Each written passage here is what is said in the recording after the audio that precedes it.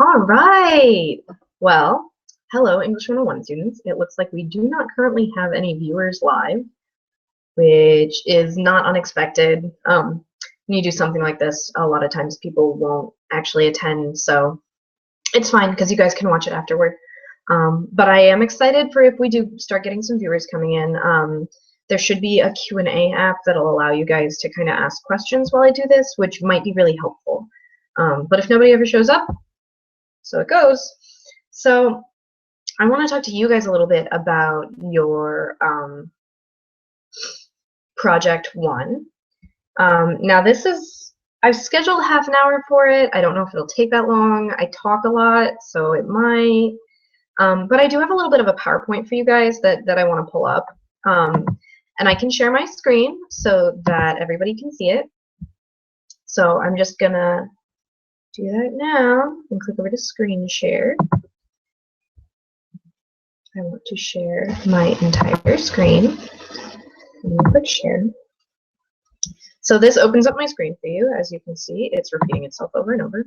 Here's our PowerPoint. So I just want to open this up and take a look at English 101 project number 1. Here's some tips and tricks for success for you guys. Okay, so I wanted to start out with example profiles. The links are here. And I will be sending you guys the file for this PowerPoint as well so that you can click into these links. One of them is mine. I wrote it. So you guys can also take a look at something that your writing fellow has done. It's actually out in this, well, this coming issue of Arizona Highways. So that's really exciting. All right. So the first thing that I really want to start stressing is the so what factor. And this is something that you get in a lot of classes. It's not just a journalism thing.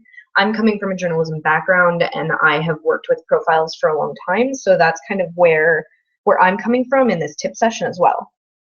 So your so what basically is, you think the person you're profiling is interesting. That's why you chose to profile them.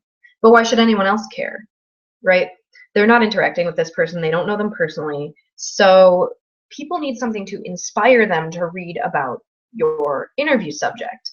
Well, whatever that thing is, that's probably going to be your thesis statement. Why do people care? Why should we care? Why should we care? You need to ask yourself this constantly in almost any writing exercise, but particularly in an area where you're writing something that people are going to be reading because they're interested in reading it. When you have a journalism background like I do, that's going to be really central to everything you write. But in this case, like with a profile, it's still relevant. So, for example, in the Baca profile that you guys read, everybody pretty much said poetry as lifesaver was the thesis statement. The thing about that is, like, then we have to ask ourselves, why is that thesis statement important? Why should people care about that? And it's because I think it's applicable to a much larger thing, right? So poetry as a lifesaver can be applicable to the pains and the changes that anybody might go through when they're going through a really hard time. You can look at the way that he taught people and be inspired by it, and also recognize his change and say, like, wow, this thing has a lot of power. So that's that one. The Roger Ebert profile that is in the example profiles has, it has been nearly 4 years since Roger Ebert lost his lower jaw. This is the subtitle after the title of the profile, and his ability to speak. Now, television's most famous movie critic is rarely seen and never heard, but his words have never stopped. I think that really encapsulates like a main idea or thesis statement of that piece, which is it's exploring Roger Ebert past his prime, and I'm doing air quotes there if you can't see it, but it's this idea of this movie critic who can't really speak anymore, and he's of course this seminal figure in movie criticism, and so it's looking at what his life is like in the time since he had to get his lower jaw removed. In Frank Sinatra Has a Cold, the title says it all. The common cold robs Sinatra of that uninsurable jewel, his voice. So the idea then is like, what do we look at when we're looking at this singer, this musician, who's very famous, who's very big, and can no longer sing? Just like, what are we looking at when we look at this movie critic who can no longer speak? And then in the piece that I wrote, it's about this bicycle builder, and he's paralyzed from the waist down. And so sort of this question of like, he's still building bicycles, but he's paralyzed. All three of these have something in common, which is that they somehow are less able, and again, this is air quotes because I don't think that ability should be defined just by that like one way that we do things, but they are in some way less able to do what it is that they do, but they're still doing it. And how? So stories that have a so what factor are stories that tell us about things that we didn't know before. They always kind of educate us, because sometimes the so what factor is just like, wow, this is really interesting. I'm fascinated by this. But it's also stories about perseverance and determination, and stories of humanity. We love reading about other people. We love learning about other people. And then even further, stories that humanize. This is really key to this profile work, because you're going to be working to make the person that you interviewed real to the person that's reading. All they have is the words on the page, so it's your job to make those words evoke a person and make them real, to make them human. Something like Frank Sinatra having a cold inherently humanizes Frank Sinatra, because he's this big figure in music and in being a vocalist. And having a cold is so common, especially when it is the common cold. So all of these things have ways of humanizing people and giving us a way to see their stories and then apply their stories to ourselves. Your so what is your story. That's central. That's your really key thing that you want to hook into. And that also is going to help you narrow your story down, which we're going to talk about in just a minute. So your interview. I just wanted to talk to you for a second about your interview. If you haven't completed your interview yet, now is a good time to consider, what do you want to learn about? Is there anything else about this person that you should explore outside of maybe the topic that you've chosen? So in journalism, if you're trying to do an in-depth profile, you might want to ask them other questions like, what's your favorite food? How do you spend your time? When I went to interview Steve Garrow, who is the profile of mine that I shared, he had a bunch of homemade burritos there, and I was asking him about these burritos, and he was like, oh yeah, well I make them all in the beginning of the week, and then my wife can take them to work, and I can just heat them up, and I make my own salsa, and look at these giant jars of salsa I have, you know, and it starts to get you into more information about the person. So that's really important. And then how can I get all the pertinent details? So what questions do I need to ask to get the information I need? Do I need to build more of a trust relationship with the person that I'm interviewing? You can't tell a good story without all the information. So that's why it's crucial to spend as much time as you can with your subject for the interview. It'll be obvious if your interview only lasted 15 minutes. I've talked to people before where I've given them feedback on their papers and been like, hey, like, I want to know a lot more about this person. And they're like, well, they didn't really talk to me that much. And it's like, if you're going to be profiling someone, you want to be you want to be able to learn all about their life. And you'll be scrambling for information to fill the holes if you do a short interview and then, you know, don't feel comfortable going back. So in journalism, when I do an interview for a profile, it usually lasts an hour to an hour and a half. I spent 4 hours with Steve Garrow the day that I wrote this profile, which was only 900 words, shorter than your assignment. So narrowing your profile down. This is really, really important, and it's something that a lot of students get stuck on in Project 1 and what I've seen in the past. So you're not writing a resume. You're not writing this person's life history. You're not writing a job description. All of these things are boring.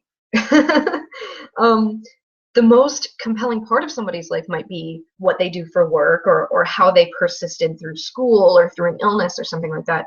But it's up to you as a writer to find the most specific parts of that and energize them to make them interesting. So, you know, if somebody is telling you, oh yeah, well, I went to the hospital for a couple weeks and I was there for a couple weeks and most of the time I just spent laying in my bed, but there was one day that the doctor came in and jabbed something awful into me and he couldn't get the IV in for like 6 times. Suddenly you're interested because you're like, what? You had a doctor who couldn't get the IV in? And that's a humanizing story, right? And something people relate to. I mean, people have had trouble getting IVs placed before. So, I mean, what I'm saying is not every piece of the story needs to be told. Um, being Without a narrow focus, a profile piece is going to be disorganized. It's uninteresting. It's hard to follow. And if you're just giving me a chronology of somebody's entire work history, I'm not going to care. And it goes back to that so what that I talked about. But even with a narrow focus, it can be boring.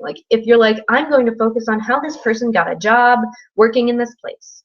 If you just are then they called this person and then they learned this and this, blah, blah, blah, blah, blah. I'm not going to be interested. Even with a narrow focus, it can be boring. That's why you need to choose your details well. You don't have to repeat everything your subject told you. Your job as the writer is to organize these details into something not just readable, but enjoyable. So that includes, the background details. It includes the details on how they found out about the job. If you're talking about how somebody got a job, how they found out about the job, how their interview went, what they did to get there. Those are all important because they pull the plot forward.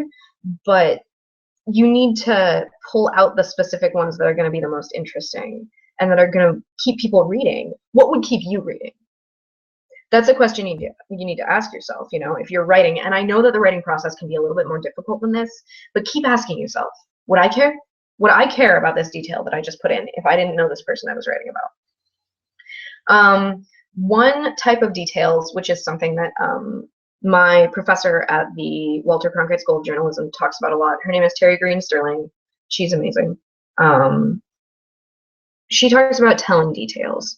Telling details are hyper-specific or just specific things about a person that tell you something about that person, that propel a profile forward because they add to this overall humanizing picture of who this person is as a human being. So there's this segment from the Roger Ebert profile which mentions that he has a small bottle of Evian moisturizing spray with a pink cap, some Kleenex, his spiral notebook, and a blue fine tip pen. These are all so specific and they tell you so much about Roger Ebert because you're learning the way that he does things and you're learning what he carries with him. And the things that people carry with them are the way they organize themselves.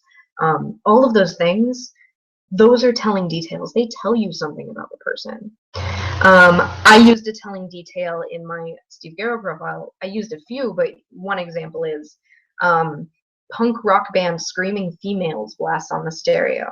I'm not telling you that Steve Garrow is this kind of wild guy that's into punk rock, but you know now from this one small detail. And I had to walk over there and I was looking through his CDs and I asked him, hey, what's this that's playing? What are you listening to right now? So these kinds of telling details really, really help a person get into the story. Contextual details are important as well. This is something that's required for your assignment, and so this is something I really wanted to focus on because it's about how you're dealing with your secondary sources, your background information. Now, telling details are important, but you have to include other information too. The fullness of your story relies on context, but don't let the context take over your story. This is something else I've seen come up as an issue in this English 101 profile, is that somebody will say, oh, I want to focus on this person that does ballet dancing. And they'll end up spending most of the profile giving a history of ballet, and then occasionally go back to their subject, or go back to their subject in ways that help explain the context rather than using the context to help explain their subject. You're writing about your subject. Focus on your subject. Everything needs to be about your subject. Here's a contextual detail I found in Frank Sinatra Has a Cold, which is a ways into the story, but it's talking about Frank Sinatra's parents, which is, of course, important to understanding Frank Sinatra. And you might not have the opportunity to talk about your subject's parents, or it might not even be relevant, and you don't need to worry about that. But in this case, These details illuminate the story. Now, Martin Sinatra, a ruddy and tattooed little blue-eyed Sicilian born in Catania, boxed under the name of Marty O'Brien. In those days, in those places with the Irish running the lower reaches of city life, it was not uncommon for Italians to wind up with such names. This right here is secondary source information. This is contextual detail that adds a lot to the story of Martin Sinatra, which is part of the story of Frank Sinatra.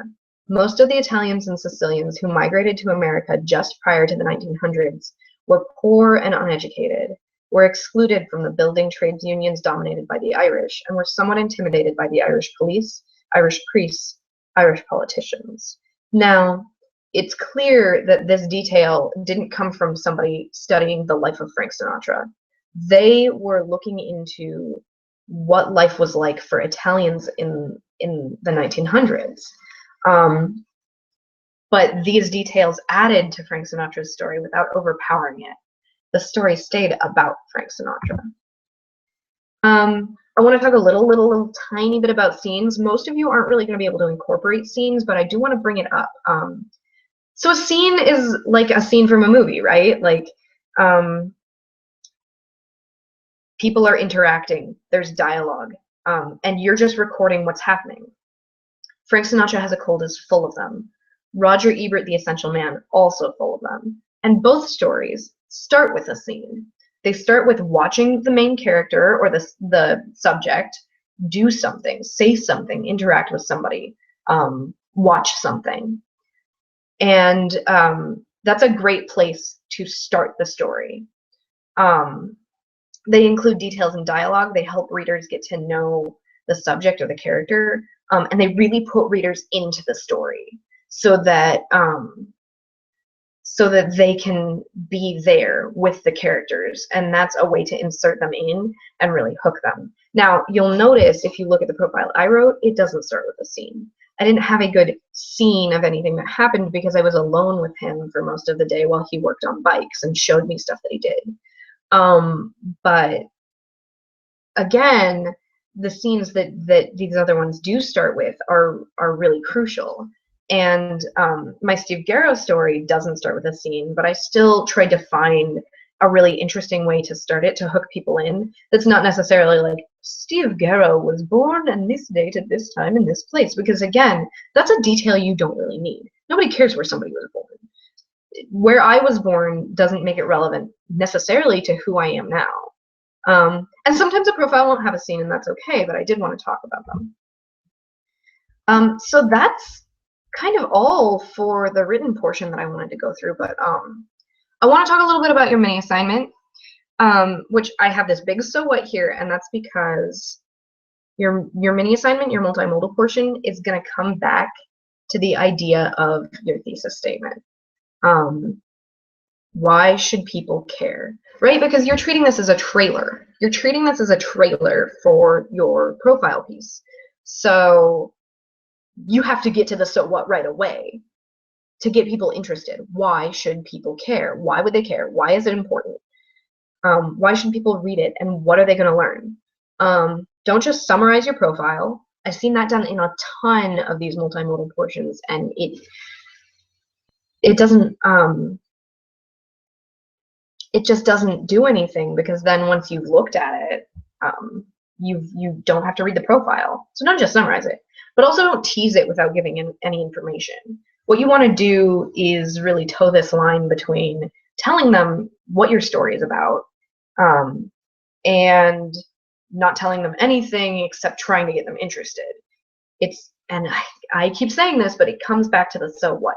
Your multimodal portion is a way for you to distill the so what of your story. So what? Why do we care?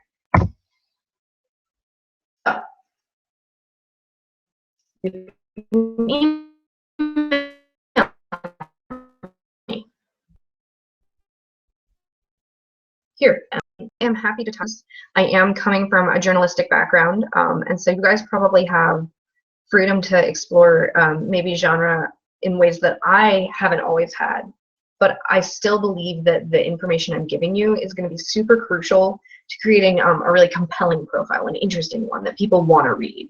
because I get so many profiles that I read as a writing fellow for more feedback in this class that just tend to restate somebody's life or jump all over with disparate scenes without tying them together, or you know, just aren't sifting through the details in the way that they need to. And I think that that's really important. I did bring up one thing that I think is important that I hadn't really thought about, which is transitions. If you're telling the story of somebody's life, you still want it to have a logical flow, even if it's not necessarily going to be chronological. Chronology is often boring, but you do want it to have a logical flow. So when you write, you know, don't just jump from thing to thing. You want to be able to transition from one idea to another. When I wrote this Steve Garrow profile, I wrote down the 5 most important things I thought people needed to know about his life. And then I wrote under them the bullet points I wanted to include, and then I reordered them. So I cut them out and I reordered them, and I said, okay, which do I want to put first? Which do I want to put next? And since it was only 900 words, I think I was writing like 160 words per section, or 180. But it still really helped me keep an idea of how I was going to flow logically from idea to idea. And also not focus too much on the fact that he was paralyzed, because he didn't want that to be focused on, because that's not what he believes is the center of his life. Real quick, I want to take a look at the rubric. So let's just pop over here, just to make sure that you guys know where this is, okay? This is really important. So here's the landing page for the Writer Studio. You want to click, my computer's running slow because it's running the video app, you know, Google Hangouts. You want to click over to multimodal projects, click into project 1. Now hopefully you've read the requirements of the first project a few times, because people have a tendency to just miss things. You know, this goes back to my tips on succeeding in this course video, which was, you know, read everything and sometimes reread things. People just miss stuff. People miss stuff all the time. And I know there's a lot of material in here, which is why it's so important not to miss stuff. So here's the project rubric. Keep all of this in mind as you're writing, and all of the advice I've given you really, really ties into the rubric. So like, don't worry about keeping in mind what I say and the rubric, because they go together. They go together. They're very co-constitutive. They build each other. They construct each other, you know. So this is like a lot of what I talked about, is this 35 points that's in development of significant point and incorporation of interview. So like, writer does not stray from the significant point by including irrelevant or overly general details. This is kind of one thing that I was really focusing on with you guys, because a lot of times that's the kind of details that we get. Writer supports these details with historical and or cultural context. We talked a little bit about that. So writer describes and relates rich details in support of the significant point. Now, these are some of those telling details I'm talking about. So yeah, really, really keep an eye on this rubric, write to the rubric. And keep in mind that your first draft might not be a polished product at all. You know, you might need to do a lot of rewriting if you really want to get it worked out and clear and tight. But make sure that you have organization before you start. Make sure you have an outline or some way of knowing how you're going to transition from idea to idea, because otherwise it's hard for readers to follow. So that's so that is what I have for you in terms of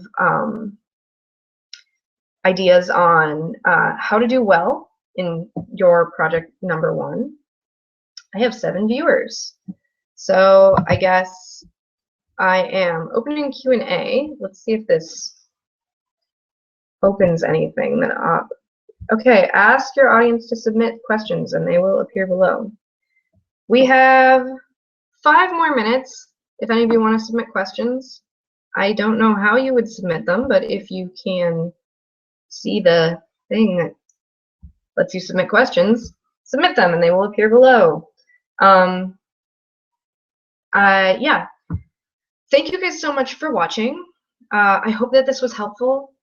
I do know that these writing projects can be difficult, especially if you're a returning student, or if you haven't really had to deal with something of this type before. And that's all I have. That's really all I have. So don't hesitate to email me, I guess, if you have any questions. I'm not seeing any come up over here, and I don't want to keep you guys for longer than I should. So yeah, please email me if you have any questions. My email is mollybilker, MOLLYBILKER @msn.com. And I would love to chat with any of you. If you guys want to reach out and do a video call with me about your writing project, you're totally welcome. That's an option, you know. If you have some questions, if you're trying to figure out how to incorporate things, that's what I'm here for. So I'm also doing the more feedback. So when it comes time to submit to the more feedback board, that's going to be me. I will be taking the first 12, but I think it's split up into 3 days. It differs between English 101 and English 102, so sometimes I get lost. But I'll send out more information on that as the time comes. So yeah, good luck as you work on your project number 1 and complete your interviews and stuff like that, and keep all of the details in mind that you need to include. And keep an eye out for telling details, you know. What can you see about this person? What makes them interesting? I'm sorry, I'm rambling. I'm just going on too long. So good luck to all of you.